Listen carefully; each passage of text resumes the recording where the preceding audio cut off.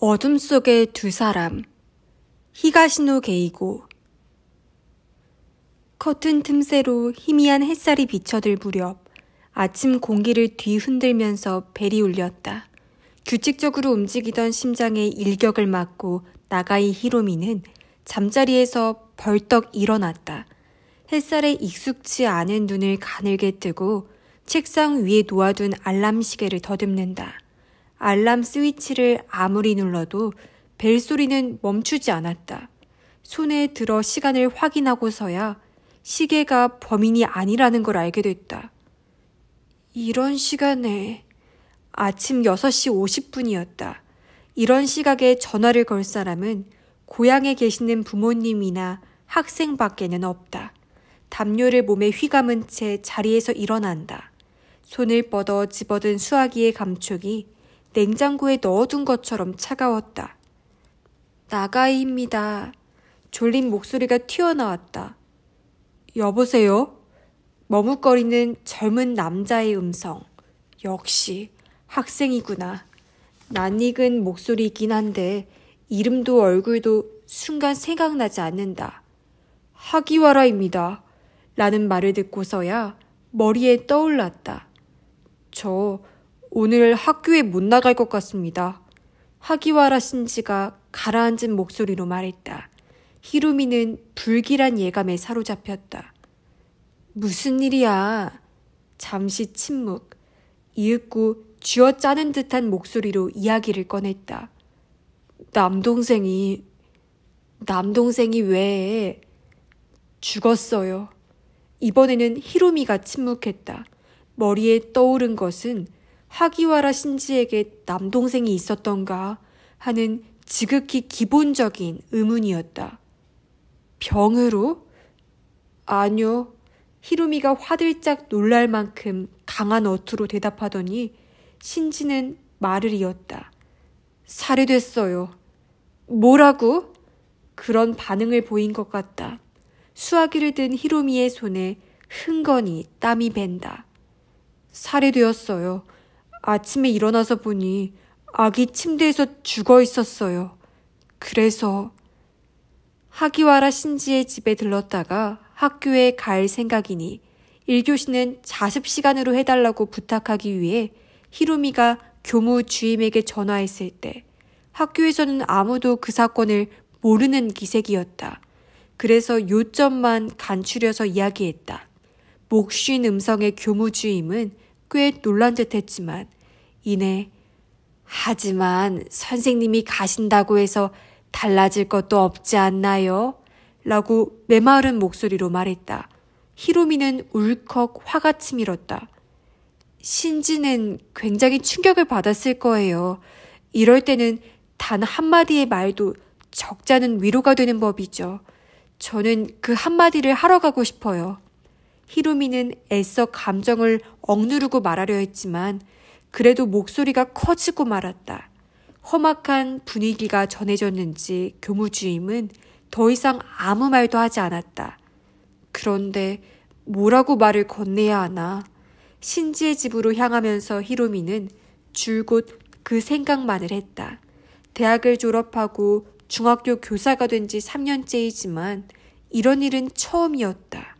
물론 학생의 부모님이 돌아가셔서 장례식에 참석한 적은 2-3번 있다. 하지만 이런 경우는 없었다. 아마 베테랑 교사도 이런 일은 겪지 않았을 것이라는 생각이 들었다. 엇비슷한 크기의 엇비슷한 모양의 전형적인 일본 가옥이 밀집한 가운데 하얀 벽으로 둘러싸인 양옥집이 색다른 빛을 발하고 있었다. 정원도 넓은 데다 자가용 2대를 넣을 수 있는 주차장도 있었다. 히로미가 바로 그곳이 하기와라의 집이라고 알아차린 것은 그 외관 때문이 아니라 문 앞에 순찰차가 몇 대 서 있는 것을 보았기 때문이다. 대문 앞에서 안을 들여다보니 제복 차림의 경찰관을 비롯해서 경찰 관계자로 보이는 남자들이 정원과 현관에 서 있었다. 정원의 잔디 위에 납작 엎드린 사람도 있었다. 히로미가 한동안 그러고 있자 제복을 입은 경찰관이 다가와 신분을 물었다. 들여다보는 모습이 수상쩍었는지도 모른다. 신분을 밝히자 경찰관의 태도가 갑자기 부드러워졌다. 그리고 신지를 불러주겠다고 했다. 도리어 잘 되었다는 생각이 들었다. 현관에 나타난 신지는 약간 눈이 붉을 뿐 얼굴색은 좋아 보였다. 히로미를 보고 인사를 챙기는 여유도 있었다. 제 방에는 아무도 없어요. 신지가 조금 거칠게 말했다. 서양식으로 꾸며놓은 널찍한 신지의 방은 2층에 있었다. 연보라색 커튼이 흔들리는 창가에 책상이 놓여있고 그 위는 깨끗이 치워져 있었다. 카펫에는 쓰레기 하나 없고 벽 쪽에 놓인 침대도 깔끔하게 정리되어 있었다. 깔끔한 걸 좋아하는구나. 히로미가 말했지만 신지는 아무런 대꾸도 하지 않았다. 말없이 전기 스토브를 켰다. 희미한 불빛이 조금씩 짙어져 갔다. 두 사람은 카펫에 앉아서 따스한 주홍색을 한동안 바라보았다. 남동생이 몇 살이었더라? 묻고 나서 히로미는 아기 침대라는 말을 떠올렸다. 3개월 됐어요. 신지가 어렵사리 입을 열었다. 그랬구나. 히로미는 뭔가 신지의 기운을 북돋을 수 있는 말이 없을까 생각했다. 그러려고 여기 온 것이니까. 하지만 무슨 말을 해도 소용없을 것 같아서 솔직히 두려웠다. 그때 그녀의 마음을 꿰뚫어 보기라도 한 듯 신지가 말했다. 선생님, 마음 쓰지 마세요. 전 괜찮아요. 당황한 히로미는 신지의 옆 얼굴을 보았다. 와주신 것만으로도 기뻐요. 더군다나 실감이 나지 않아서 그런지 충격도 그리 크지 않고요. 그래, 그 말을 들으니 안심이 되긴 하지만 거꾸로 자신이 위로를 받고 있다는 생각이 들었다. 신지는 일어나서 창가로 다가갔다. 그리고 알루미늄 샤시 문을 열더니 왼쪽을 가리켰다. 남동생은 저 방에서 자고 있었어요. 히로미도 신지의 옆에 서서 그쪽을 보았다. 오늘 아침 6시경이었을 거예요. 침대에서 자고 있는데 갑자기 비명소리가 들렸어요. 벌떡 일어나서 아버지 방으로 가보니 그 사람이 아기를 안고 미친 듯이 울고 있었어요. 그 사람이라니. 히로미가 묻자 신지는 난폭하게 유리문을 닫더니 아버지 아내요. 뻔하잖아요. 라고 말했다. 히로미는 신지의 친모가 몇 년 전에 병으로 돌아가시고 2년 전에 아버지가 재혼했다는 사실을 떠올렸다. 하지만 왜 뻔한 건지는 이해가 가지 않았다. 정원으로 나가는 유리문이 잠겨있지 않았어요. 신지가 창문에 잠금 장치를 만지작거리면서 말했다. 범인은 그곳으로 들어온 것 같아요. 하지만 어째서 갓난아기를. 형사들은 도둑질을 하려고 들어왔다가 눈을 뜬 남동생이 울음을 터뜨릴 것 같아서 충동적으로 죽인 게 아닐까 하던데요. 아직 정확한 건 모르지만요. 부모님은 전혀 모르셨던 거야? 방에 아코디언 도어로 칸막이가 쳐져 있거든요. 남동생은 혼자서 자고 있었던 셈이죠.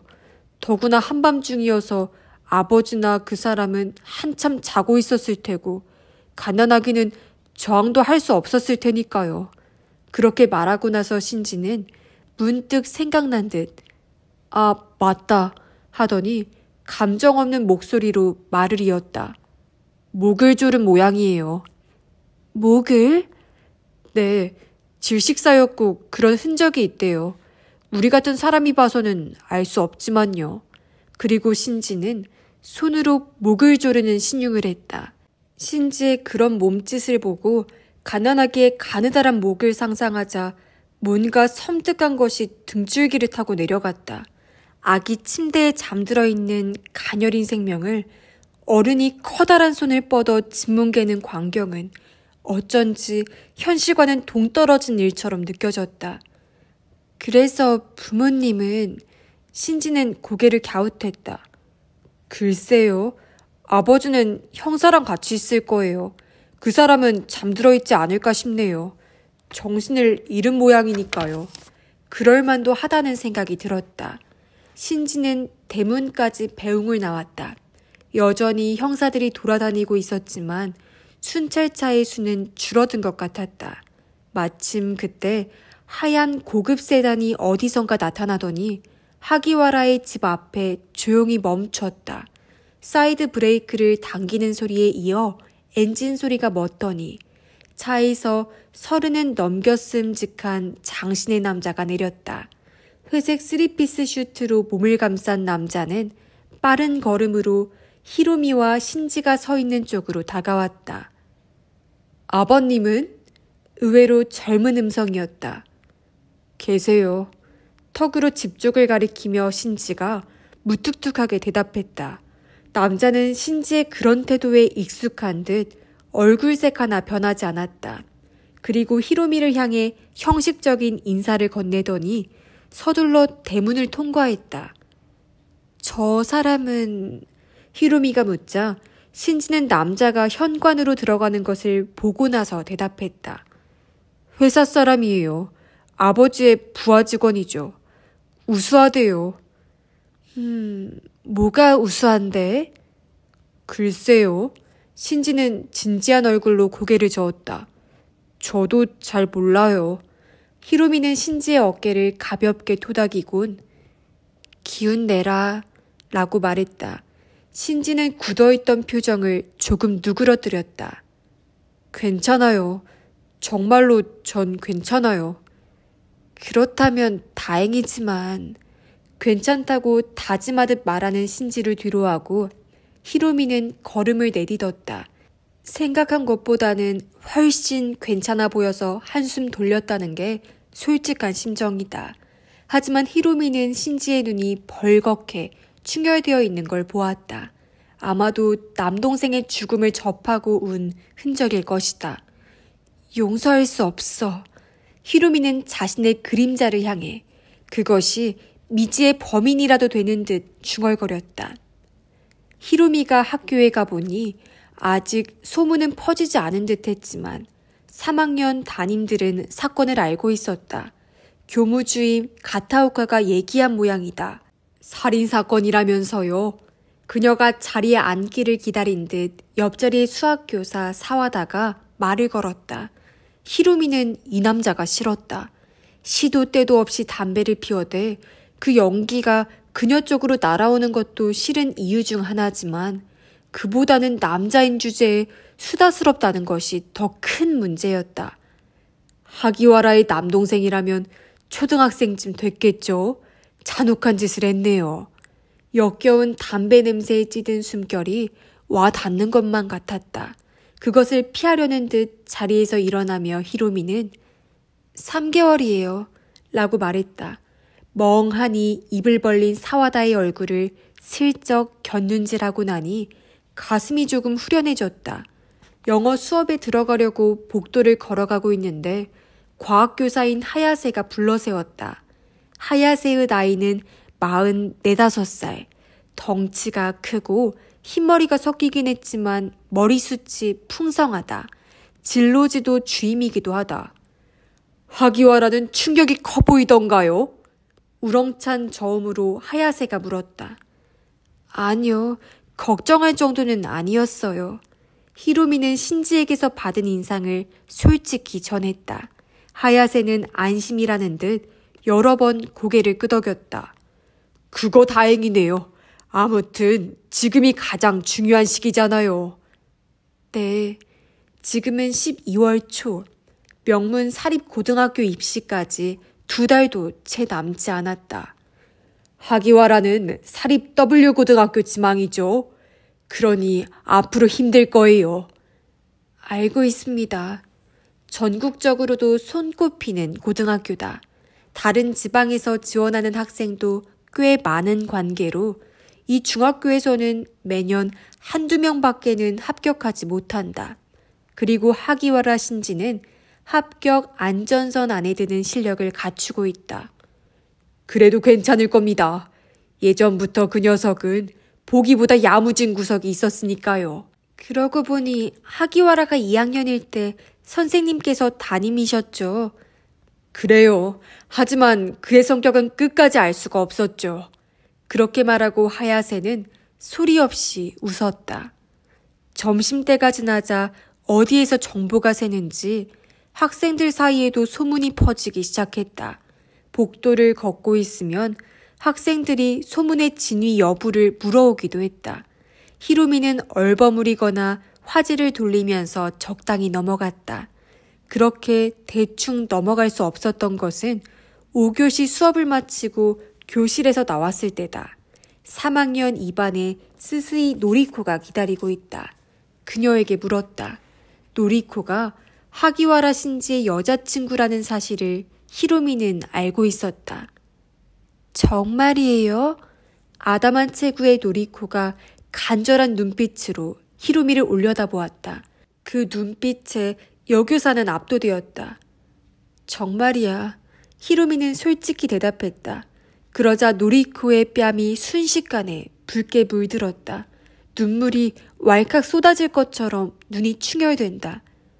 저 얼마 전에 그 갓난아기를 봤어요. 하기와라 집에 갔었니? 네, 같이 공부하자고 해서요. 사랑스러운 아기였어요. 하기와라를 빼닮았고요. 제가 그렇게 말했더니 하기와라는 그렇지 않다면서 괜스레 화를 내기도 했죠. 노리코는 어금니를 깨물었다.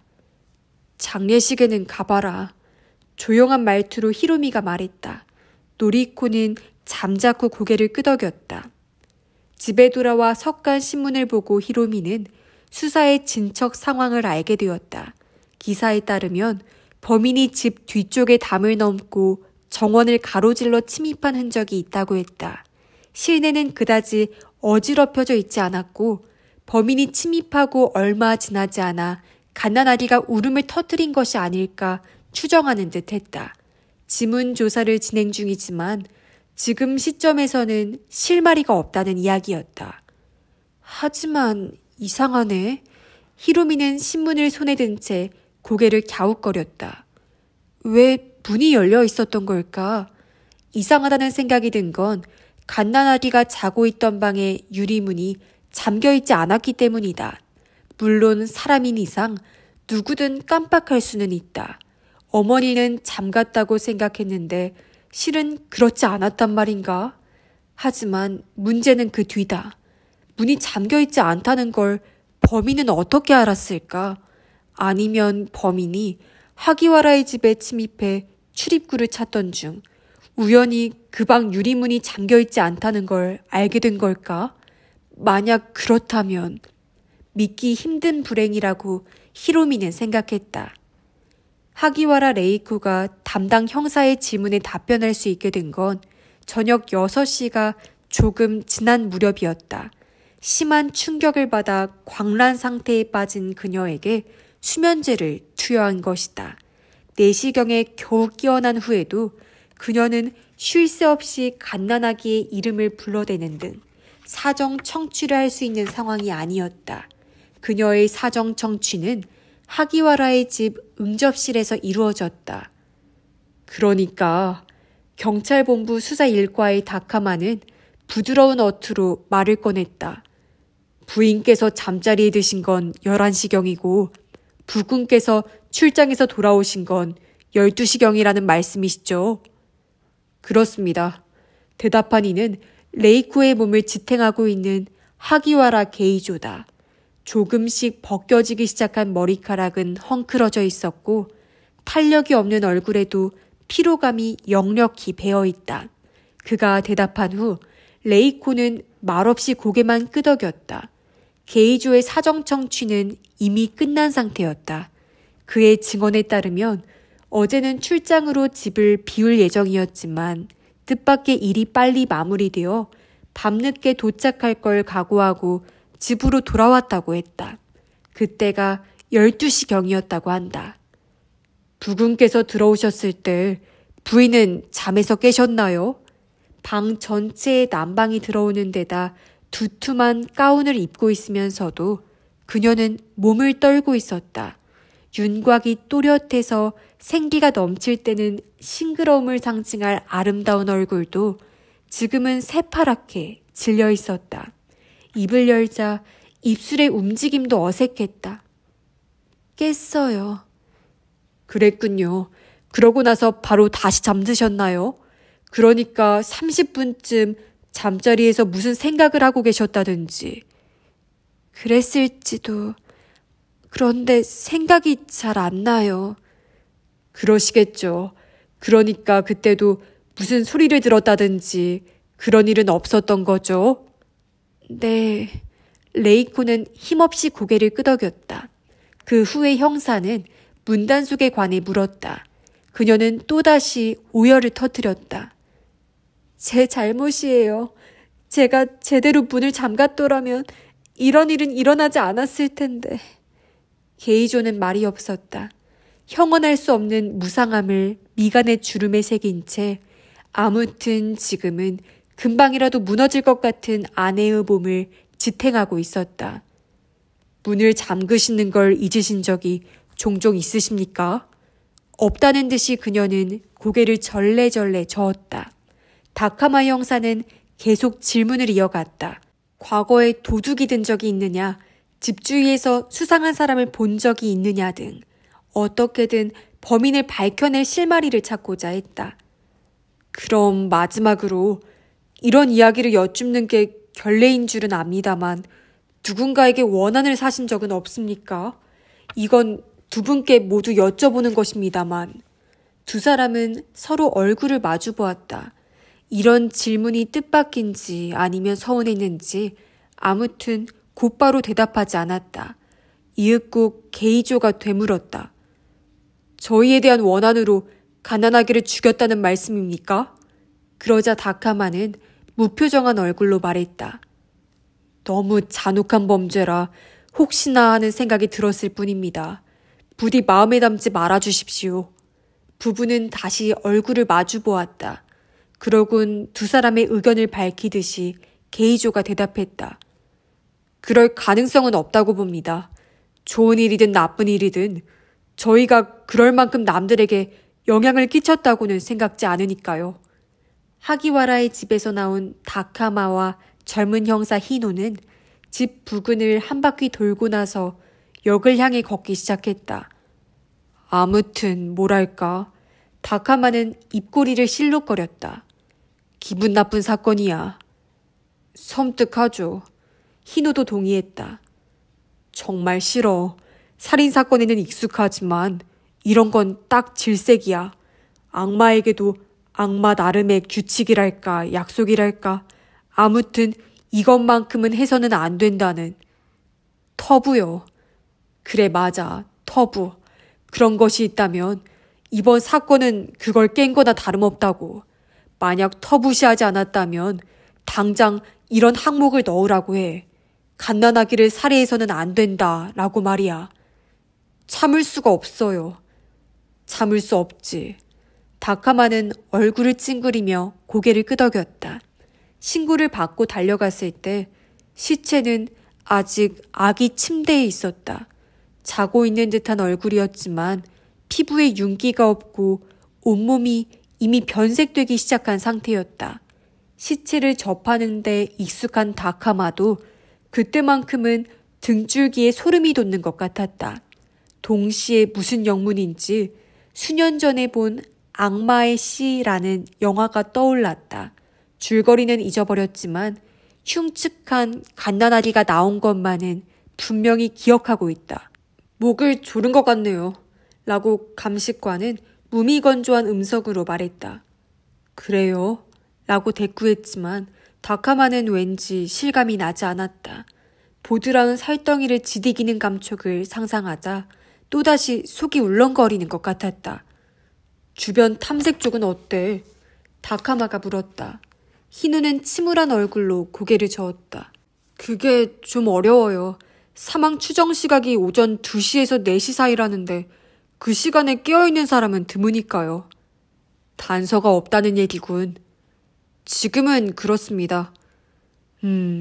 다카마는 신음소리를 냈다. 역에 도착한 두 사람은 관할서 방면으로 향하는 전철을 탔다. 수사본부가 거기에 설치되어 있다.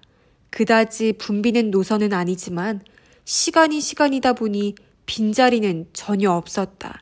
다카마는 손잡이를 잡은 오른손 쪽으로 몸을 기울이면서 중얼거렸다. 좀처럼 이해가 가지 않는단 말이야. 뭐가 말입니까? 그 유리문 말이야. 어젯밤에 어쩌다 잠그는 걸 잊어버렸는데 하필이면 그날 괴한이 들어왔다. 너무 아기가 잘 들어맞나요? 자넨 그렇게 생각하지 않나? 하지만 그걸 의심한다는 건 하기와라 집안에 공범이 있다고 의심하는 게 되잖아요. 그럼 안 되나? 글쎄요. 희노는 고개를 꼬았다. 적어도 저로서는 이해가 가지 않는 이야기네요. 나도 이해가 가는 건 아니라고. 다카마가 언짢은 음성으로 말했다. 이튿날도 다카마와 희노는 하기와라의 집 주변에서 탐문 수사를 벌였다. 주민들은 사건에 대해 알고 있어서 꽤 협조적이었지만 실질적인 수학은 기대하기 힘들 것 같았다. 희노가 말한 대로 오전 3시경에 깨어있는 사람이 도리어 이상한 거다. 그런데 몇몇 집을 돌다 한 주부에게서 솔깃한 이야기를 들었다. 그녀의 친척이 이 부근에 사는데 그 집 외동아들이 심야에 동네를 조깅하는 습관이 있다고 했다. 그 코스에 분명 하기와라의 집 주변도 들어있을 거라고 말했다. 그런 시간에 조깅을 한다고요? 다카마의 눈이 휘둥그레졌다. 수험생이거든요. 삼수를 하고 있어요. 낮에는 자고 밤에 일어나서 공부한다네요. 그래서 공부하다 지치면 기분 전환 삼아 조깅을 하나 봐요. 축시의 달리기라며 본인은 대만족이라고 하던데요. 그 이야기를 들은 두 사람은 당장 그 수험생을 만나러 갔다. 하기와라의 집에서는 좀 거리가 있어서 그들의 탐문수사 반경에는 들어있지 않았다. 축시의 달리기라. 다카마는 쓴 웃음을 지었다. 그런 인종도 있군. 수험생들이 운동이 부족하긴 하죠. 어쨌든 그 수험생이 뭔가 봤다면 우리는 감사해야겠네요. 그야 그렇지. 다카마도 수긍했다. 두 사람이 찾아갔을 때 미스가와 미키오라는 수험생은 이불 속에 있었다. 시계는 정오를 가리키고 있었다. 깨워달라고 어머니에게 부탁하자 10분쯤 지나 미키오가 졸린 얼굴을 비비며 파자마 차림으로 나타났다. 이거 미안하게 됐네. 자고 있는 걸 깨워서. 다카마가 사과하자 미키오는 무뚝뚝한 표정으로 말했다. 아니에요. 막 자려던 참이었어요. 미키오는 사건에 대해 모르고 있었다. 신문도 읽지 않고 가족과 대화할 시간도 거의 없기 때문이라고 했다. 하긴 그는 사건에 대해 듣고도 별다른 반응을 보이지 않았다. 그러면서 조깅에 관해 물었을 때에는 은근슬쩍 자랑스러워하며 허여멀건한 수험생 같은 건 요즘 트렌드가 아니거든요. 라고 말했다. 그래서 어제도 조깅을 했나? 하지만 미키오는 지저분한 머리를 벅벅 긁으며 대답했다. 하지 않았는데요? 하지 않았다고? 왜지? 감기 기운이 있어서 컨디션이 좋지 않았거든요. 그랬군. 다카마는 희노와 시선을 마주하고 살며시 한숨을 내쉬었다. 그렇다면 질문을 계속할 수도 없는 노릇이다. 단단히 벼르고 왔는데 아무래도 허사로 돌아가려나 보다. 그럼 그날 일을 물어도 소용없다는 얘기군. 그러네요. 다카마와 희노는 포기하고 돌아가려고 했다. 그런데 그때 미키오가 마음에 걸리는 말을 했다. 그날이 아니어도 괜찮다면 재밌을지도 모르는데요. 인사하고 돌아가려던 다카마는 걸음을 멈췄다. 뭐 재미있는 이야기라도 있는 건가? 조금요. 미키오는 어깨를 으쓱해 보였다. 전 거의 매일 그 집 부근을 달리거든요. 그런데 가끔씩 어라? 웬일이지? 싶을 때가 있어요. 그 이야기를 들려주지 않겠니? 다카마는 다시 앉았다. 별일 아닐지도 모르지만 그 집 부근을 달릴 때 보면 가끔씩 승용차가 길에 세워져 있는 거예요. 그런데 잠시 후 다시 그곳을 지나가다 보면 어느덧 사라지고 없더라고요. 그런 일이 한 5번 정도 있었어요. 승용차라 어떤 차였지? 뭔가 짚히는 게 있다는 듯 다카마가 다급하게 물었지만 미키오는 모르겠는데요? 라고 퉁명스럽게 대답했다. 차에 관심을 가지는 건 대학에 들어가고 나서 하자고 마음먹었거든요. 하지만 흔해 빠진 싸구려 차는 아니었어요. 흰색이고 꽤 컸어요. 혹시 운전하는 사람의 얼굴도 봤니? 본 적 없어요. 늘 차만 본걸요. 처음 본 게 언제쯤인지는 기억나니? 한 달쯤 됐나? 다카마와 히노는 미키오에게 2-3가지 질문을 더하고 집을 나섰다. 자네 생각은 어때? 역 앞의 카페에서 샌드위치를 커피와 함께 삼키면서 다카마가 물었다. 2가지 가능성을 생각할 수 있겠네요. 히노는 개걸스럽게 카레라이스를 먹고 있다. 하나는 범인이 범행에 앞서 사전 조사를 했을 가능성이죠. 다른 하나는 누군가가 사람들의 눈을 피해 하기와라의 집에 드나들었을 가능성이고요. 첫 번째는 아니야. 차를 세워두고 당당히 할 수 있는 일이 아니니까. 그럼 바람을 피운 게 아닐까? 아예 단언하는 말투였다. 하기와라 레이코는 아직 한창 때거든. 게이조 한 사람을 상대로 과연 만족할 수 있었을까? 더구나 그는 출장으로 자주 집을 비운다고 했어. 출장 갈 때마다 바람을 피웠다는 건가요? 그러고 보니 사건이 일어난 그날도 게이조는 출장으로 집에 들어오지 않을 예정이었네요. 바로 그거야. 그날 밤에도 그 남자가 온 거야. 설마 게이조가 집에 와 있을 거라고는 생각도 못했을 테니까 말이야. 그래서 레이코도 일부러 유리문을 잠그지 않은 거고. 그런데 게이조가 집에 와 있었다는 말이죠. 남자가 침입했을 때 그는 이미 침대에 있었고요. 그래서 얼른 돌아가려고 했는데 그때 아기가 울기 시작한 거로군요. 게이조가 깨면 안 된다는 생각에 목을 조른 거겠지. 그러니까 레이코도 자고 있었을 거야. 아무리 바람 피우는 걸 숨기기 위해서라고 해도 자기 자식을 죽이는데 잠자고 보고만 있었을 리는 없으니까 말이야. 그런 얘기군요. 2사람은 음식을 먹다 말고 자리를 박차고 일어났다. 사건이 일어난 후로 닷새가 지났다.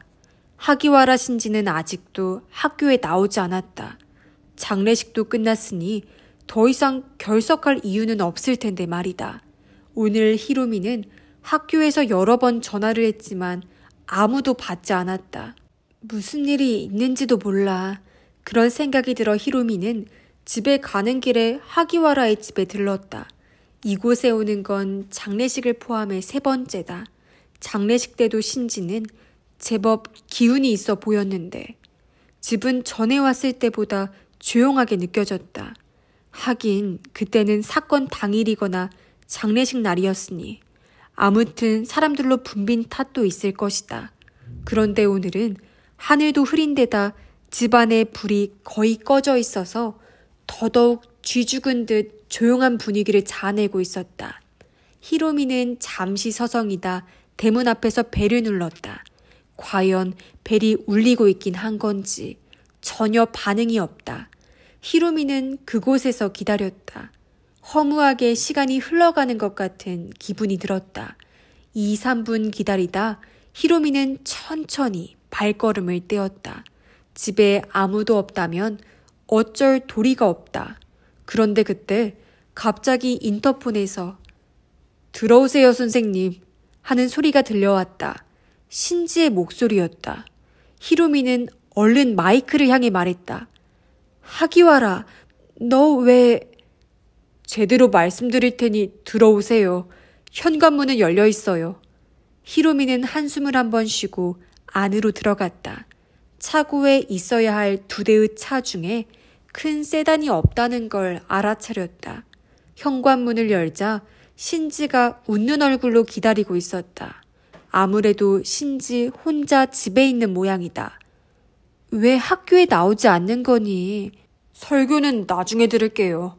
신지는 왠지 즐거워 보이는 표정으로 그녀를 방에 들였다.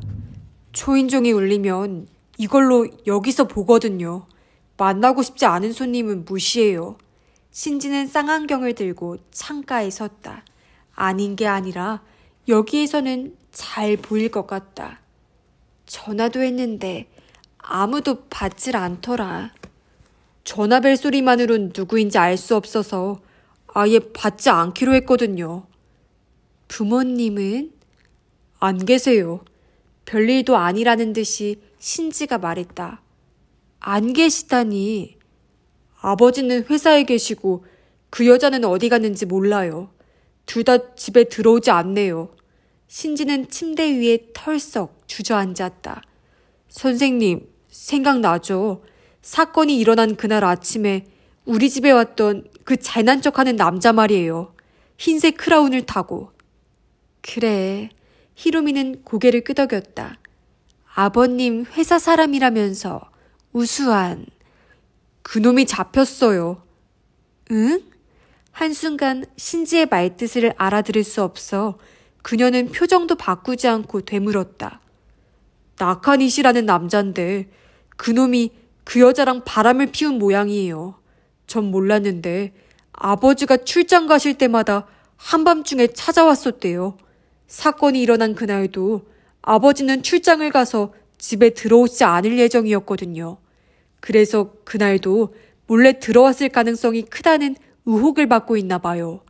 신지는 의붓 어머니가 아버지의 부하 직원과 바람 피운 사실을 마치 같은 반 아이의 일을 두고 입방아를 찢듯 가벼운 말투로 짓거렸다. 어제 회사로 경찰이 찾아가서 나카니 씨를 데려간 모양이에요. 아버지는 어제부터 회사에 나가셨는데 어젯밤에는 아예 들어오지도 않으셨어요. 집에도 형사가 와서 그 사람을 신문하고 갔고요. 그때 그들이 하는 얘기를 엿들었거든요. 그 사람은 바람 피운 사실을 부정했어요. 하지만 그 후로 사라져버렸으니까 시인한 거나 다름없죠. 돈이야 충분히 있으니 저는 마음 편해서 더 좋아요. 어머님이 어디 가셨는지 짐작 가는 데는 없어? 없어요. 찾을 필요도 없고요. 그래도 히로미는 뭔가 생각하는 눈초리로 신지를 보았다. 만약 정말로 그 나카니시라는 사람이 범인이라면 어머님은 바람 피운 사실을 부정하시지 않았을 거야. 그건 범인을 옹호하는 게 되잖아. 신지는 대답하지 않았다. 침대에 드러눕더니 한동안 말없이 천장을 바라보았다. 그러다 글쎄요 라고 내뱉듯이 한마디 대꾸했을 뿐이다. 히로미는 달리 할 일도 없어 방 안을 둘러보았다. 책상 위에는 교과서와 노트가 펼쳐져 있고 스탠드도 켜져 있었다. 이런 마당에 스스로 알아서 공부할 수 있는 그의 정신세계가 그녀로서는 이해가 되지 않았다. 그래서 오늘 이곳에 찾아온 목적을 떠올렸다. 학교에는 안 나올 거니? 학교라. 신지는 벌떡 일어나더니 책상 앞으로 가서 서랍 속을 뒤지기 시작했다. 그러더니 작은 병을 꺼내 히로미에게 내밀었다. 이거 드릴게요. 향수병이었다. 볼륨 1 데누잇이라고 라벨에 적혀 있었다. 일본에서는 야간 비행이라는 이름으로 알려진 향수라는 걸 히로미는 알고 있었다. 프랑스 향수다. 왜 이런 걸 가지고 있는데? 그녀가 물었다. 아무렴 어때요? 아무튼 가지세요. 그럴 수는 없어, 이런 걸. 받아주셨으면 해요. 안 돼. 히로미는 강한 어투로 말했다. 순간 신지의 얼굴이 굳었다. 그럼 부탁 하나만 들어주세요. 신지가 중얼거리듯이 말했다. 지금 잠깐만 이 향수를 좀 뿌려주세요. 애원하는 듯한 눈길로 그는 히로미를 바라보았다. 절박한 그 눈빛에 그녀는 압도되었다. 잠깐이면 돼요. 히로미는 작은 병의 뚜껑을 열고 가운데 손가락에 살짝 찍어 귀 밑에 발랐다. 달콤하면서도 씁쓸해한 향기가 서서히 공간을 감싼다. 이제 됐어? 히로미가 묻자 신지는 조금 주저하면서 가까이에서 냄새를 맡아봐도 돼요? 라고 물었다. 히로미는 한순간 망설였지만 이내 그래 라고 대답했다. 알랑거리는 듯한 눈길은 질색이었다. 신지는 그녀의 앞으로 다가오더니 천천히 얼굴을 들이밀었다. 그러곤 코를 가까이 대더니 가늘게 숨을 들이마셨다. 냄새가 좋네요. 이제 됐지? 히로미가 작은 병의 뚜껑을 닫아 신지에게 돌려주려 할 때였다. 신지가 갑자기 그녀에게 달려들었다. 덮친다기보다는 달라붙는다는 느낌이 강했다. 그녀는 태클에 걸린 사람처럼 뒤로 넘어졌고 그 위에 신지가 올라탔다. 무슨 짓이야? 그만두지 못해? 히로미는 몸부림쳤지만 신지의 몸을 떨쳐내지는 못했다. 굉장한 힘이었다. 신지의 입술이 목덜미에 닿는 게 느껴졌다. 그만두라니까? 애송이 주제. 히로미는 있는 힘을 다해 오른손을 휘둘렀다. 손바닥이 신지의 귀에 닿으며 찰싹 하고 커다란 소리가 났다. 그 일격으로 신지의 몸에서 힘이 빠져나갔고 히로미는 그의 팔에서 벗어날 수 있었다. 눈 깜짝할 사이에 온몸에 땀이 배어났다. 신지는 여전히 엎드린 자세로 있었다. 히로미는 창가에 서서 가만히 그를 내려다보았다. 둘 다 아무 말도 하지 않았다. 정적 속에 두 사람의 거친 숨결만이 울렸다. 무슨 짓을 하는 거니? 히로미가 신지를 내려다보며 다시 한번 말했다. 그러나 방금 전처럼 날카로운 음성은 아니었다. 신지는 거친 호흡으로 어깨를 들썩이고 있었다. 문득 그의 몸이 바르르 떨리고 있다는 걸 히로미는 알아차렸다. 하기와라. 신지는 잠자코 있었다. 두 주먹을 불끈 움켜쥔 채 마치 고통을 견디는 것처럼 온몸에 힘을 주고 있었다. 그리고 잠시 후 그는 죄송해요 라고 신음하듯이 읊조렸다. 네가 뭘 어쨌는데. 죄송해요. 엎드린 채 신지는 같은 말을 되풀이했다. 오늘은 이만 가주세요. 히로미는 가방과 코트를 들고 복도로 나왔다. 신지는 움직이지 않았다. 엎드린 그의 등을 향해 히로미가 물었다. 내일은 올 거니? 하지만 반응이 없었다.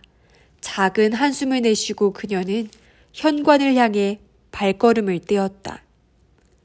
나카니시 유키오는 시종일관 범행을 부인하고 있었다. 범행뿐 아니라 하기와라 레이코와의 관계도 아직 인정하지 않은 상태다. 수사진은 수사진대로 증거다운 증거를 확보하지 못하자 초조한 기색이 역력했다. 이해가 안 된단 말이야. 다카마가 담배꽁초를 재떨이에 지디기며 내뱉었다. 나카니시와 레이코의 불륜관계는 사실이야. 그건 틀림없어. 그리고 사건이 일어난 그날 밤 나카니시가 하기와라의 집에 몰래 들어간 것도 확실하다고. 삼수생인 미스가와 미키오의 증언을 듣고 다카마와 히노는 하기와라 집안의 관계자 중에서 흰색 고급 승용차를 타는 사람을 추려보았다. 그리고 그들 중에서 밤에 자유롭게 행동할 수 있는 사람, 그러니까 혼자 살고 있거나 그와 비슷한 생활을 하고 있는 사람을 추린 다음 그 중에서 하기와라 레이코와 마주칠 기회가 많은 사람을 찾아보았다. 나카니시 유키오라는 결론에 이르는 데에는 별로 시간이 걸리지 않았다. 그는 하기와라 게이조 측근의 부하 직원으로 하기와라의 집에 드나들 일도 많았다. 당연히 레이코와도 안면이 있을 것이다. 더군다나 그가 타고 다니는 차는 흰색 크라운이고 그 차의 사진을 미스가와 미키오에게 보여준 결과 이런 느낌의 차였어요. 나는 애매하긴 하지만 일단 증언이라고 할 수 있는 것도 확보한 상태다. 또 사건 당일을 비롯해서 게이조가 출장을 떠난 밤마다 나카니 씨의 알리바이는 분명치 않았다. 단지 결정적인 증거가 없을 뿐이었다. 걱정 마세요. 머지않아 반드시 꼬리를 잡아낼 테니까요. 옆자리에 앉은 희노가 찻잔을 한 손에 들고 힘차게 말했다. 믿음직스럽긴 한데 내가 이해할 수 없다고 한 건 그런 뜻이 아니야. 다카마는 담뱃갑에서 구부러진 담배 한 개비를 꺼냈다. 하기와라 레이코의 심리를 이해할 수가 없단 말이야. 레이코의 심리 말입니까? 그래. 나카니 씨가 그날 밤 침입한 걸 알고 있었다면 레이코는 그 녀석이 아기를 죽인 범인이라는 생각에 당장 무슨 행동을 취했을 거야. 적어도 지금 같은 상황이라면 모든 것을 고백하고 나카니 씨가 법의 심판을 받게 하지 않을까? 그런데 그녀는 아무것도 하지 않았어. 아니, 그러기는커녕 행방을 감췄지. 본인의 불륜 행각을 시인해서라도 자식의 원수를 갚고 싶다고는 생각하지 않는 걸까? 그러네요. 어렵군요. 그렇지. 그래서 이해할 수가 없다는 거야. 다카마는 초조하게 담배 연기를 내뿜었다. 하기와라 레이코가 출두한 건 그날 저녁 때였다. 돌연히 모습을 감추는 바람에 수사진도 당황한 터라 그 소식을 전해들은 다카마는 기뻐했다. 드디어 모든 걸 털어놓을 생각이 든 모양이군. 그는 의기양양하게 면회실로 향했다.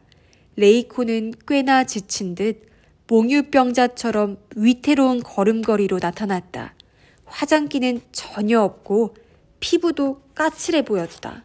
다카마는 우선 그녀에게 그동안 어디에 있었느냐고 물었다. 여자친구 집에 있었다고 그녀는 대답했다. 그곳에서 시간을 두고 생각해봤어요. 무엇을 말입니까? 범인이 누구일까 생각해봤어요. 다카마는 레이코의 얼굴을 쳐다보았다. 얼굴에 생기는 없었지만 눈만은 골똘히 생각에 잠긴 듯 한 곳을 응시하고 있었다.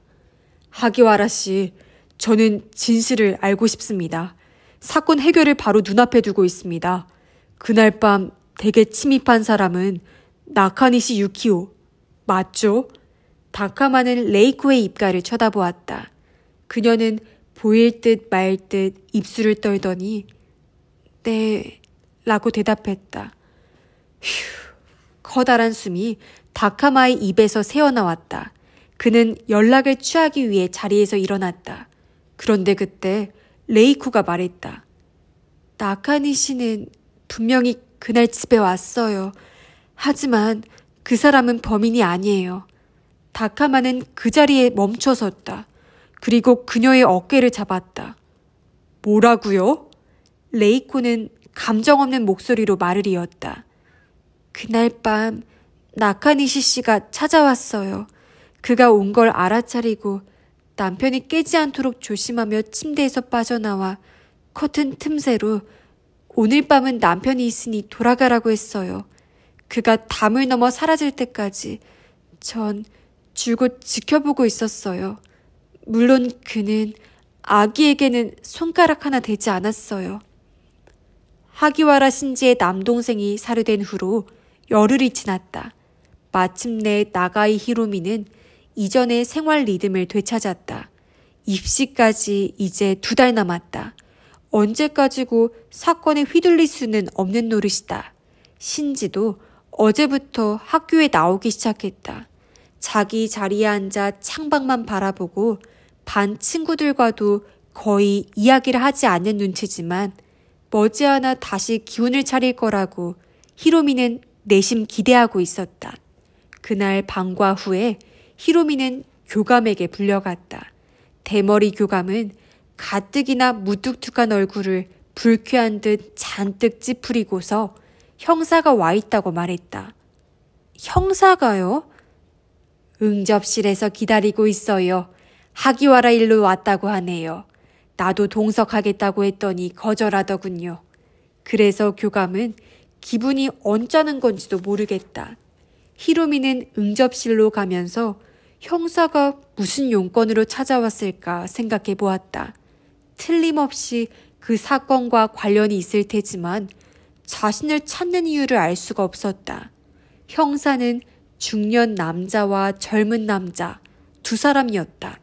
중년 쪽은 키가 작고 낡은 양복을 입고 있었지만 젊은 쪽은 키도 크고 번듯한 쓰리피스 슈트를 차려입고 있었다. 대조적이어서 흥미를 느낄 법도 한데 히로미는 왠지 유형적이라는 인상밖엔 받지 못했다. 두 사람은 경찰청의 다카마와 히노라고 신분을 밝혔다. 다카마는 사건의 개요와 나카니 씨가 조사를 받게 되기까지 경위를 간략하게 설명했다. 히로미는 신지에게 들어서 익히 알고 있는 내용이었지만 형사 앞에서는 일단 놀라는 표정을 짓기로 했다. 하지만 이어진 형사의 이야기, 그러니까 레이코가 나카니 씨의 무죄를 증언했다는 이야기는 히로미를 정말로 놀라게 했다. 형사는 말했다. 어머니가 자기 아이를 죽인 범인을 옹호할 리는 없으니까요. 그 증언은 충분히 믿을 만하다고 보는 거죠. 그렇겠죠. 히로미도 수긍했다. 거기서 우리 수사는 벽에 부딪히게 됐습니다. 아니, 원점으로 되돌아왔다고 해야겠죠. 도대체 진범은 누구일까? 새롭게 수사를 시작하게 되었습니다. 히로미는 형사의 진위를 파악하지 못했다. 왜 이런 이야기를 자신에게 하는 건지 알 길이 없었다. 단지 불안한 마음이 솟구칠 뿐이었다. 그런데 신지군 말입니다. 히로미의 불안한 마음을 꿰뚫어 보기라도 한 듯 형사가 화제를 옮겨 난데없이 그녀의 세계로 뛰어들었다. 그녀는 가슴이 철렁해서 아, 네 하며 등을 꼿꼿이 세웠다. 사건 후에 그는 좀 어떤가요? 뭔가 달라진 점은 없습니까? 그야 없다고는 할 수 없겠죠. 하긴 그런 일이 있었으니까요. 형사가 의미심장한 말투로 말했다. 사건에 관해서 그 아이와 이야기를 나눈 적이 있으신가요? 조금요. 히로미가 대답했다. 남동생의 시신을 어머니가 발견했을 당시의 이야기도 들으셨나요? 어머니의 비명소리에 눈을 떴다고. 맞아요, 그거예요. 형사는 상반신을 흔들며 몇 번이나 크게 고개를 끄덕였다. 비명소리에 눈을 떴다고 했죠. 그게 무슨 문제라도. 의아한 표정으로 히로미가 묻자 다카마 형사도 진지한 표정으로 그게 문제거든요. 라고 대답했다. 어제 하기와라의 집에 가봤습니다. 수사가 원점으로 되돌아왔으니 일단 현장으로 돌아가 봐야죠. 그런데 그곳에서 우연찮게 정말 이해가 가지 않는 점을 발견했습니다. 그는 돌려서 말하고 있었다.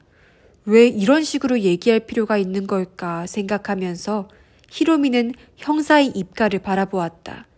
그러니까 말이죠. 부모님 방에서 아무리 크게 소리를 지른다 해도 그곳과 신지궁 방 사이에는 방이 몇 개나 있거든요. 그러니까 신지궁 방에서는 잘 들리지 않는다는 거죠. 적어도 깊이 잠든 사람을 깨울 정도의 소음은 되지 않는다는 얘기입니다. 형사의 말을 알아듣기까지 조금 시간이 걸렸다.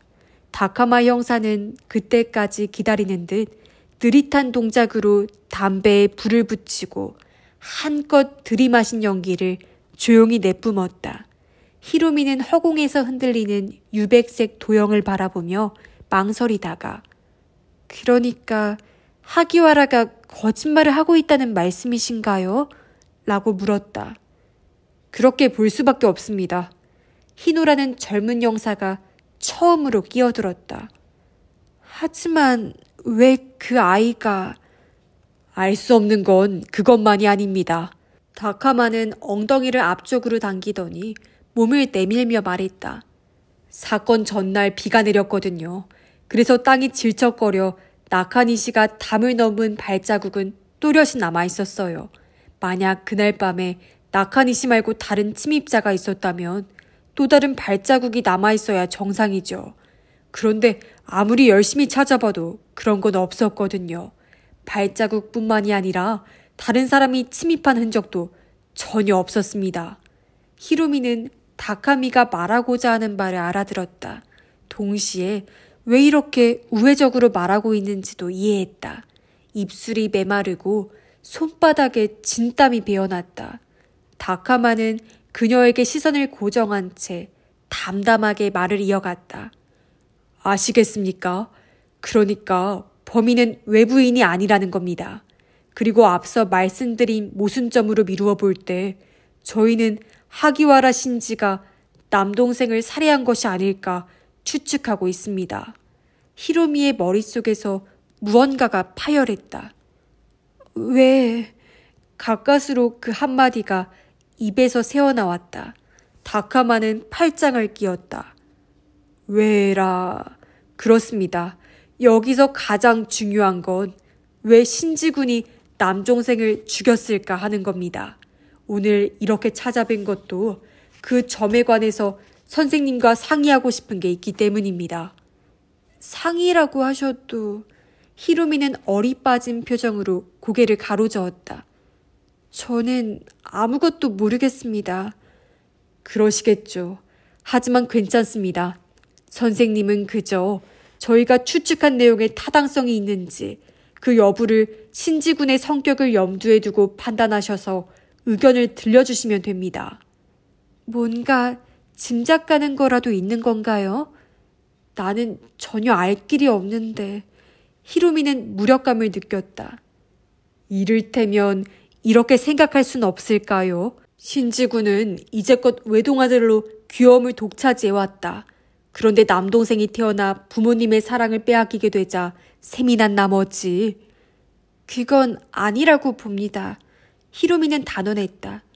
초등학생이라면 모를까 중학생이 그런 식으로 생각하는 경우는 거의 없을 거예요. 더군다나 하기와라는 부모에게 의존하는 아이가 아니라서요. 그렇군요. 선생님 말씀이 맞을지도 모르겠네요. 그럼 이런 건 어떨까요? 신지군과 어머니 레이코 씨는 사이가 좋지 않았다. 주변 사람들의 이야기를 들어봐도 신지군은 레이코 씨를 피하는 경향이 있었고 그녀를 어머니로 인정하지도 않은 것 같더군요. 하지만 아버지와 그녀 사이에 아이가 태어났으니 그녀는 엄연한 하기와라가의 안주인이 된 셈이죠. 그들의 유대관계가 깊어지면서 이번에는 신지군이 그들로부터 떨어져 나가는 입장이 되었고요. 그건 그로서는 견디기 힘든 상황이었겠죠. 그래서 생각다 못해 그들을 이어주는 끈인 남동생을 죽였다. 열정적으로 말하는 형사의 입가를 히로미는 멍하니 바라보았다. 그럴 리 없다는 말은 할 수 없었다. 어쩌면 정확한 추리일지도 모른다. 신지와 계모 사이가 어떻다는 것 정도는 알고 있었지만 그렇게까지 신지의 마음이 궁지에 몰렸을 거라고는 생각하지 않았다. 하지만 그건 단순히 자신이 학생의 마음에 새겨진 주름을 읽어내지 못한 탓일지도 모른다. 있을 수 없는 일이라고는 하지 못하겠습니다. 한숨을 쉬듯이 그녀가 말했다. 두 형사는 만족스러운 표정으로 서로 얼굴을 마주 보았다. 하지만 저로서는 믿을 수가 없습니다. 그 아이가 설사 이복 형제라고는 해도 남동생을 죽였다는 건 여자친구한테도 아기를 보여줬다고 했어요. 닮았다는 소리를 듣고 부끄러워하기도 했다던데. 하지만 그 아이가 죽였습니다. 다카마는 젊은 여교사에게 진지한 눈길을 던졌다. 많이 닮았다는 이야기는 들었습니다. 그러나 범인은 그 아이입니다. 유감스럽게도. 유감입니다. 히로미는 고개를 푹 숙였다. 그럼 저희는 이만. 형사가 일어나자 히로미는 그들을 올려다보며 물었다. 지금 하기와라 집으로 가실 건가요? 그렇습니다. 다카마가 대답했다. 체포하러 가는 건 아닙니다만 참고인으로 출두하도록 요청할 겁니다. 그렇다면 히로미는 호소하는 듯한 눈빛으로 다카마를 바라보았다. 마지막으로 부탁 하나만 드리겠습니다. 하기와라의 집에 도착한 것은 그날 7시경이었다. 가로등 불빛이 비추는 좁은 길을 히로미는 천천히 대문을 향해 걷고 있었다. 잠시 후에 형사들도 올 것이다. 그녀가 그들에게 부탁한 것은 다시 한번 신지와 만나서 이야기해보고 싶다는 것이었다. 직접 만나서 그 아이 입으로 진실을 듣고 싶습니다. 형사는 그녀의 부탁을 받아들였다. 대문 앞은 어두웠다. 어쩌면 이 집 대문 앞은 아주 오래전부터 어두웠을지도 모른다는 생각이 들었다. 그때처럼 벨을 누르려고 할 때 누군가가 앞쪽에서 걸어오는 것이 보였다. 상대도 히로미를 보고 있었던 모양이다. 어둠 속에서 모습을 드러낸 이는 30 안팎의 호리호리한 여인이었다. 기름한 눈매가 인상적이다. 틀림없이 하기와라 레이코일 거라고 히로미는 생각했다. 저희 집에 무슨 볼일이라도 있나요? 감정이 깃들지 않은 음성으로 여인이 말했다. 역시 하기와라 레이코였다. 신지군에게 할 이야기가 있어서요. 담임인 나가이입니다. 히로미가 가볍게 고개를 숙이자 레이코는 네 하고 무관심하게 대답했다. 신지는 학교에 나오나요? 네, 어제부터요. 괜찮아 보이던가요? 네, 아직 예전 같지는 않지만 그래도 제법. 그렇군요. 쉽게도 털어버리는군요. 레이코가 시선을 집 쪽으로 돌리며 말했다. 그 말투가 소름이 끼칠 만큼 차가워서 히로미는 순간 흠칫했다. 레이코는 히로미 쪽으로 눈길을 돌리더니 말을 이었다. 미안합니다만 오늘은 이만 돌아가 주시지 않겠습니까? 제가 좀 할 일이 있어서요. 그녀는 별일 아니라는 듯 머리를 쓸어 올렸다. 그 순간 하지만 이라고 말하려던 히로미는 입을 다물고 말았다. 몸서리가 처질 정도로 강한 충격이 히로미의 몸을 관통했다. 그럼 이만. 레이코는 가볍게 고개를 숙이고 대문 안으로 사라졌다. 히로미는 온몸이 꽁꽁 묶인 것처럼 꼼짝도 못하고 그 자리에 얼어붙어 있었다. 그런 히로미 곁으로 두 형사가 달려왔다. 무슨 일입니까? 다카마가 숨을 헐떡이면서 물었다. 오늘은 그냥 돌아가 달라고. 할 일이 있대요.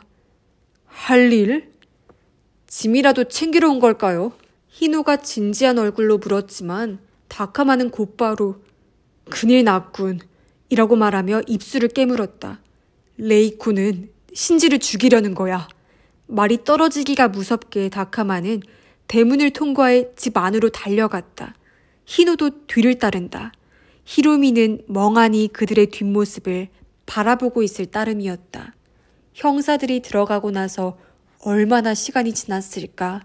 불과 몇 분에 지나지 않을 텐데 히로미는 꽤 오랫동안 그렇게 서 있은 것 같은 기분이 들었다. 집안에서 어떤 드라마가 펼쳐지고 있을지 히로미는 상상도 하고 싶지 않았지만 지금 이곳에서 도망칠 수 없다는 의식만큼은 마음속에 강하게 새겨져 있었다. 현관문이 거칠게 열리는 소리가 나서 히로미는 고개를 들었다. 그와 동시에 실내의 불빛을 배경으로 몇 사람이 한데 엉켜있는 모습이 시야에 들어왔다. 얽히듯이 현관에서 나온 그들은 이윽고 둘로 갈라졌다. 먼저 걸어 나온 건 다카마와 레이코였다. 헝클어진 머리에 울어서 눈이 퉁퉁 부은 레이코를 다카마가 끌어안듯이 데리고 나온다. 두 사람의 입에서는 쉴 새 없이 새하얀 숨이 쏟아지고 있었다. 그 뒤에서 흔들거리는 그림자는 신지와 희노 형사였다. 때마침 순찰차의 비일상적인 사이렌 소리가 다가왔다. 어쩌면 그 소리는 아까부터 들렸는지도 모른다. 하지만 히로미가 알아차렸을 때는 이미 회전하는 빨간 경광등이 모습을 드러내고 있었다. 다카미 일행이 대문 밖으로 나왔다. 히로미는 뭐라고 말을 건네려 했지만 레이코의 모습을 보고 엉겁결에 뒷걸음을 치고 말았다. 마치 병자 같은 초점 없는 눈이 허공을 맴돌고 있었다. 히로미의 존재에도 반응을 보이지 않았다. 맨 먼저 도착한 순찰차에 다카마가 레이코를 태웠다. 다카마가 제복을 입은 경찰관과 이야기를 나누고 있을 때 히노가 신지를 데리고 나왔다. 신지는 오늘 히로미가 학교에서 봤을 때와 똑같은 표정으로 나타났다. 조금 얼굴이 창백했지만 등줄기를 곧게 세우고 흔들림 없이 똑바로 걸었다. 히로미가 다가가자 그도 알아차리고 멈춰섰다. 알 것 같아. 하기와라가 괴로워한 이유 말이야. 방금 전에 신지는 보일 듯 말 듯 입술을 움직였다. 하지만 소리가 되어 나오진 않았다. 야간 비행, 그 사람이 향기였구나. 신지는 눈을 내리깔았다. 잠시 후 얼굴을 들더니 희미하게 웃으며 말했다. 이번에는 또렷이 들렸다. 안녕히 계세요. 고마워요, 선생님. 순찰차의 창밖으로 온갖 종류의 빛이 흘러간다. 길 가는 사람들은 하나같이 우울한 듯 등을 구부리고 있다. 그러면서도 발걸음만큼은 무슨 좋은 일이라도 있는 듯 바빠 보인다. 바쁜 듯 각자 어둠 속으로 사라져간다. 신지는 어둠 속으로 사라질 수 있는 그들이 부러웠다. 낯익은 광경이 아주 귀중한 한 장면처럼 느껴졌다. 달이 밝구나. 신지가 한마디 툭 던졌다. 하지만 옆에 있는 형사는 알아듣지 못한 듯 신지 쪽으로 잠깐 고개를 돌렸을 뿐 다시 앞을 보았다. 그날 밤도 달이 밝았다. 신지는 딱 1년 전에 그 일을 떠올렸다. 작년 이맘때는 올해와 달리 몹시 추웠다. 침대에 누운 뒤에도 금세 잠들지 못할 정도였다. 커튼 틈새에 새어드는 달빛을 바라보면서 신지는 몸을 웅크린 채 차가운 발끝을 비벼대고 있었다. 레이코가 들어온 걸 알아차린 것은 그녀가 방문을 닫았을 때였다. 깜짝 놀라서 고개를 들었을 때 그녀는 이미 머리맡에 와 있었다. 레이코는 신지를 뚫어지게 바라보며 눈앞으로 바싹 얼굴을 들이대더니 야릇한 눈길로 속삭였다. 뭐라고 속삭였는지는 기억나지 않는다. 단지 뜨거운 숨결이 뺨에 와닿던 감촉만은 지금도 또렷이 기억 속에 남아있다. 그녀는 손을 이불 속으로 넣었다. 그리고 거침없이 아무런 망설임도 없이 신지의 사타구니로 손을 뻗어왔다. 신지가 보인 반응에 레이코는 만족한 듯 했다. 터져나오는 웃음을 참을 수 없다는 듯 히득거렸다. 이불 속으로 그녀가 들어왔다. 차갑지만 부드러운 육체였다. 두 사람의 무게로 침대가 삐걱거리던 소리가 귓가에 남았다. 그에게는 첫 경험이었다. 눈앞이 아찔하지도 않았고 꿈을 꾸는 것 같지도 않았다. 그것은 폭풍이었다. 사타구니가 욱신거리며 떨리고 그것이 사라졌을 때는 모든 것이 끝나 있었다. 레이코도 침대에서 내려가 있었다. 비밀이야? 그렇게 말하고 레이코는 방에서 나갔다. 얼빠진 눈으로 신지는 그녀의 뒷모습을 바라보고 있었다. 그것은 계약이었다. 신지는 그 일을 회상하면서 생각했다. 그 무렵 신지는 아버지가 어딘가에서 자기 맘대로 데려온 새어머니가 까닭없이 싫었다. 무슨 일이 있을 때마다 반항했고 결코 어머니로 인정하려 하지 않았다. 그런 아들을 새어머니는 유혹했다. 한번 관계를 맺어두면 반항하지 않을 거라고 생각한 것이다. 그리고 그 성인 여자의 작전은 고스란히 성공했다. 그는 새어머니에게 동경심과 흡사한 감정을 품는 지경에 이르렀다. 그리고 1년이 지났다. 신지는 그날 이후 레이코와 관계를 가지지 않았다. 레이코가 임신한 탓도 있지만 신지를 교묘하게 따돌리는 느낌이었다. 그것이 바로 그녀의 술수에 걸려들었다는 증거였다. 신지가 레이코의 불륜 행각을 알게 된 것은 얄궂은 우연이었다. 아버지가 출장을 간 어느 날 밤 신지는 레이코의 침실로 향했다. 그런데 방문 앞에 이르자 안에서 소리가 새어나왔다. 문을 살짝 열고 신지는 그 장면을 보았다. 그녀의 부정을 알게 된 것으로 신지는 그녀의 마성을 알게 되었다. 어떻게든 떨쳐버려야 한다고 생각했다. 그렇지만 그러기 전에 한 번 더 그녀의 하얀 살갗에 안기고 싶었다. 딱 한 번만 더. 그럴 수만 있다면 더 이상 현혹되지 않을 것이다. 그리고 그날 밤이 찾아왔다. 그날 아버지는 출장을 떠나 집에 들어오지 않을 예정이었다. 신지는 창문을 통해 레이코의 방을 살피고 있었다.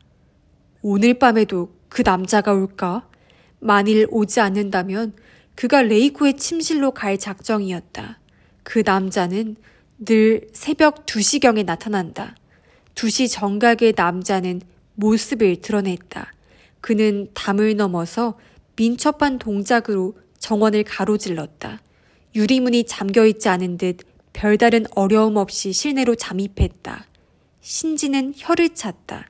남자가 나카니시라는 건 알고 있었다. 냉정하고 계산적일 것 같은 남자다. 그의 얇은 입술이 눈에 선했다. 오늘도 안 되겠다고 생각하며 커튼을 치려던 손을 멈칫했다. 나카니시가 다시 밖으로 나온 것이다. 그리고 조심스럽게 유리문을 닫더니 들어온 경로를 거슬러서 담 너머로 사라졌다. 이상하다는 생각이 들었다. 하지만 그 이유는 생각하지 않았다. 뜻밖의 기회라는 생각에 망설이지 않고 방에서 나왔다. 침실로 곧장 갈 수도 있었지만 신지는 그러지 않았다. 나카니시처럼 정원을 거쳐 들어가기로 했다. 그렇게 레이코의 불륜 행각을 알고 있다는 것을 내보임으로써 심리적으로 우월한 입장에 설 생각이었다. 주방 뒷문을 통해 정원으로 나간 신지는 살금살금 다가갔다. 아니나 다를까 유리문은 조용히 열렸다. 엉금엉금 기는 자세로 앞으로 나아갔다. 아기 침대에서 아기는 고른 숨소리를 내고 있었다. 아코디언 도어 너머가 부부의 침실이다. 신지는 거기에 손을 대려다가 전기 충격을 받은 사람처럼 몸이 굳었다. 아버지의 코 고는 소리가 들린 것이다. 아버지가 돌아왔다. 그것으로 모든 것을 이해할 수 있었다. 이런 상황이니 나카니시도 물러날 수밖에 없었던 것이다. 나도 돌아가야 한다. 신지는 살금살금 발소리를 죽여 되돌아가기 시작했다. 그때였다. 침대 속의 아기가 조그만 소리를 냈다. 하필이면 이럴 때. 신지는 짜증스럽다는 듯이 아기 침대를 들여다보았다. 갓난아기가 눈을 뜨고 있다. 그 얼굴을 본 순간 신지는 흠칫 멈춰섰다. 이 아이는 내 아이다. 이 아이를 본 사람들은 하나같이 입을 모았다. 역시 형제군, 신지를 꼭 닮았네. 라고. 그런데 이렇게 보니 닮은 데는 아버지 쪽이 아니라 신지가 친어머니에게 물려받은 부분이었다.